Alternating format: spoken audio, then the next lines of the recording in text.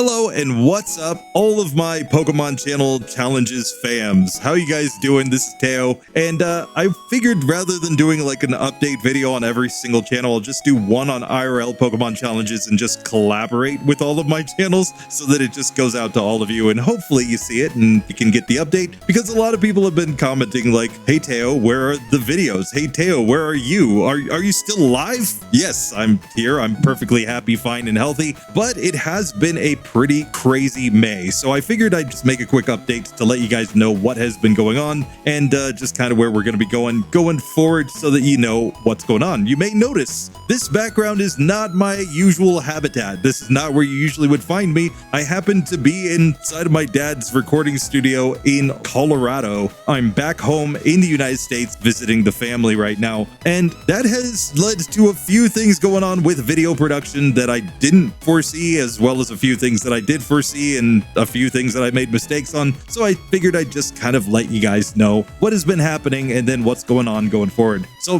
don't panic. None of the channels are coming to an end. This isn't over, but there have been a few snafus that have happened. You see, I came to the United States at the start of May in order to see my family. I had quit my job that I'd been working until this past fiscal year, technically, in Japan. I've talked a little bit about that on the IRL Pokemon Challenges channel if you haven't seen that video. But because I'm finally free, I decided to take a 2-month-long trip back home in order to actually spend time with my family, whom I haven't been able to spend quality time with in quite a while. So I spent the latter half of April basically just recording videos, just massive amounts of recording. I had done the wrap-up for the Roxanne Minimum Battles series. I had done Celebi Ultra Minimum Battles in Pokemon Red and Blue, as well as a couple more Ultra Minimum Battles runs there. I had done a bunch of the Gym Leader series for GSC Pokemon Challenges, as well as a couple more Ultra Minimum Battles for that channel, and I had done a couple of recording sessions for IRL Pokemon Challenges. Well, I got on the plane thinking that I had backed up all of these files onto my external hard drive, only to get here and find that half of them were completely missing. So I did get here with Golem Ultra Minimum Battles for Pokemon Red and Blue, which did eventually get edited and posted up, and I got here with Brock and Misty pre-recorded for the Gym Leader Challenge in GSC Pokemon Challenges, but found that none of my other footage had apparently made it on my external. I swear to God, I set it to copy files overnight, came back the next day, thought the copy was done. Clearly it wasn't. And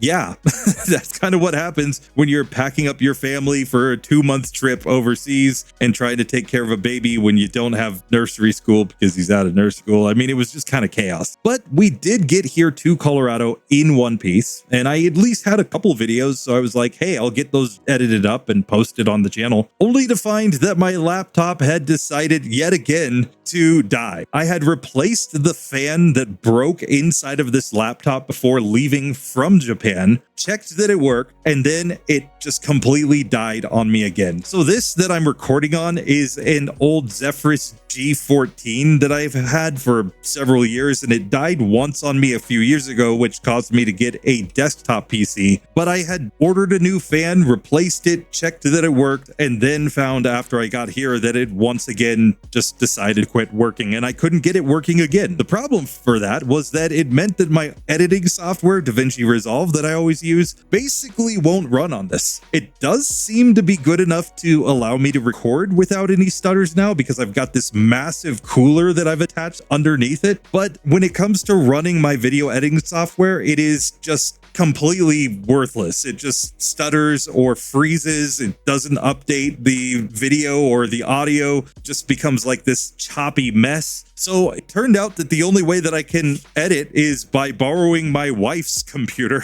which is perfectly fine if she wasn't also trying to work on her stuff while we're over here. And it's just put me in a position where video production basically ground to a halt at the start of May. Then you add on to the fact that I haven't really had a lot of internet here until I got here to my dad's house. I was staying with my grandfather, who just turned 87 years old, that I've basically been in rural Colorado most of this time. My grandfather, who just turned 87 years old, asked us to go on a road trip with him in order to see the the southwest part of the state. So we were down in like Garden of the Gods and the Royal Gorge and Mesa Verde and the Black Canyon of the Gunnison River, which were all really cool places to see. Lots of hiking. I'll post up some videos or pictures of that in this video as I edit it on my wife's PC.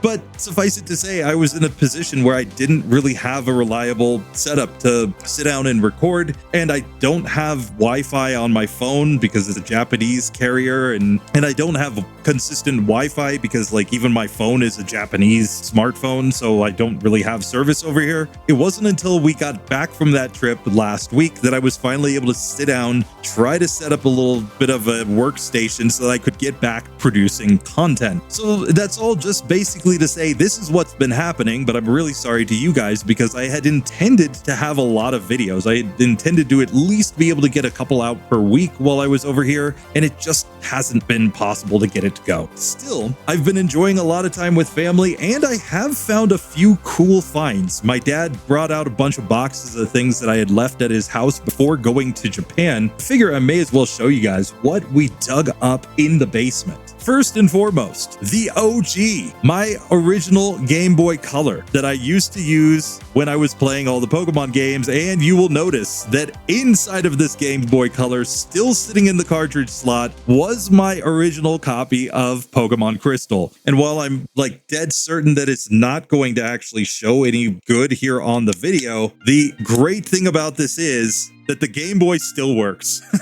So if I can just get a replacement battery for that cartridge, I will be able to play this again. I'm going to have to get the special kind of screwdriver to actually take it out, but you can hear that sweet music coming out of there. That is a working copy of Pokemon Crystal. So I may be playing this while I'm on the road a little bit. We're going to be flying down to see my mom in Houston in like another week, and this may be my entertainment on the airplane. That, of course, brings us to the other find that I had down there, the Game Boy Advance. And pop it open. What do we got? Of course, we've got our Pokemon Fire Red version in here. And the most pleasant surprise, once again, completely working Game Boy Advance. It is a dark room in here, so it's kind of hard to see. Plus, I have like a extra light here, so I'm getting a lot of glare. But there is, in fact, still a save file on this one. That is Teo with 3 Pokemon after 40 minutes of playing the game. And where did we leave off? Of course, we left off in Viridian Forest. Yet again, probably very hard to see, but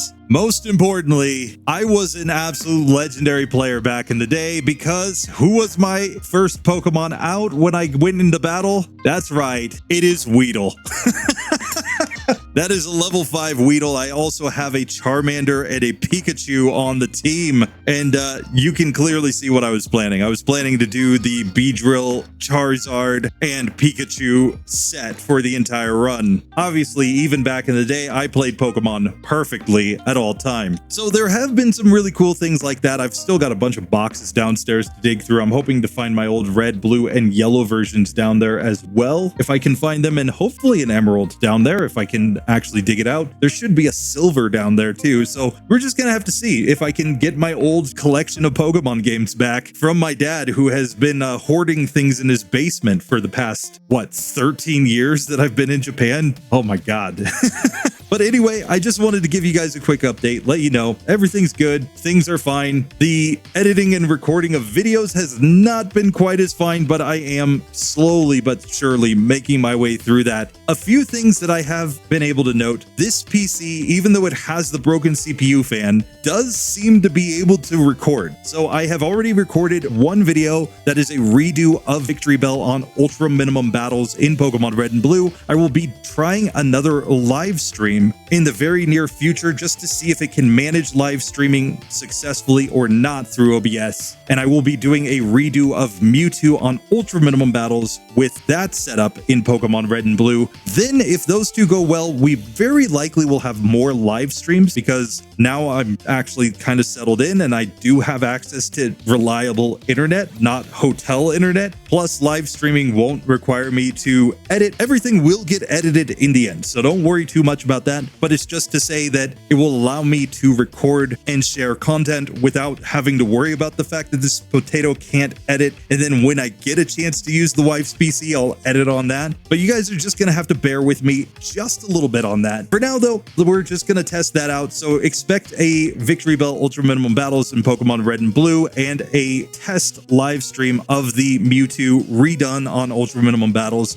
as well in Pokemon Red and Blue, assuming those go well. I know that I can record, so I'm going to have to start recording again in Crystal and Emerald. For Crystal, there are a couple of runs that I did on Ultra Minimum Battles that I will simply keep in the back end until I get back to Japan, but I do have a couple of those Gym Leader series videos already recorded. I released the Brock one today, so we will be messing around a bit more with that, as well as getting back into the Minimum Battles series. And then for Roxanne, I recorded this massive video for the Roxanne wrap-up. It has tons and tons of stuff. If I do a live stream of the first episode of Watson, I will likely just quickly recap what those results were, but that will become unlisted at some point, and you guys will just have to wait for the actual video to see all of the results. But it will be posted as well. But I'm not going to do a 6-hour recording session to redo all of the redos that I did. So I'm going to save that until I get back to Japan at the end of June, start of July. So just keep that in mind. We'll just move on to Watson for now. I don't think we'll hit the point where I'm like spoiling